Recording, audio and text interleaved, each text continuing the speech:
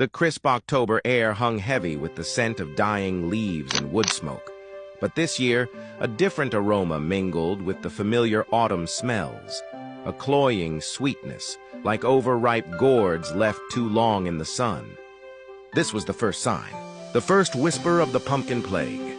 It started subtly. A few pumpkins in Farmer McGregor's field, their cheerful orange faces twisting into grotesque grimaces. Then a creeping rot began to spread.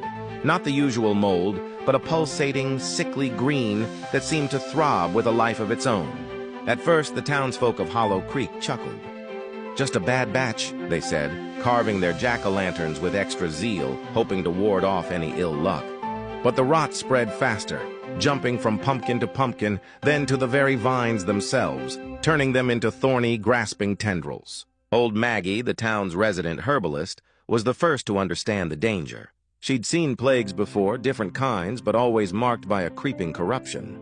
"Burn them!" she cried, her voice hoarse with fear. "Burn them before it's too late!" But the townsfolk, blinded by tradition and the upcoming Halloween festival, ignored her. They continued to carve, to decorate, to celebrate, unaware that they were inviting the plague into their homes. Then came the night of the harvest moon.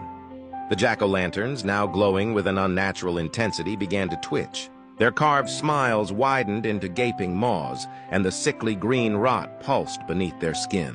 One by one they rose, not as shambling zombies, but as something far more cunning. The pumpkin plague had given them a twisted intelligence, a hunger for something more than just brains. They craved life, warmth, the very essence of the living. The first victims were the children, drawn to the glowing pumpkins like moths to a flame. The pumpkins ensnared them with thorny vines, draining their warmth, their laughter, their very souls, leaving behind empty husks. Hollow Creek descended into chaos. The townsfolk, armed with pitchforks and torches, fought back against the pumpkin horde. But the pumpkins were relentless, their numbers growing with each new victim. Farmer McGregor, his face etched with guilt, led a small band of survivors to old Maggie's cottage. She held up a gnarled hand. "There's only one way," she said, her eyes filled with grim determination. "We have to destroy the source." They followed her to the heart of McGregor's field, where the first pumpkin had shown signs of the plague. There, pulsing with sickly green light, was the mother pumpkin, a grotesque monstrosity of vines and rot. The battle was fierce, but finally, with a combined effort of fire and steel, they brought the mother pumpkin down. As it withered and died, the other pumpkins crumbled into dust, their unnatural glow extinguished. Hollow Creek was saved, but it was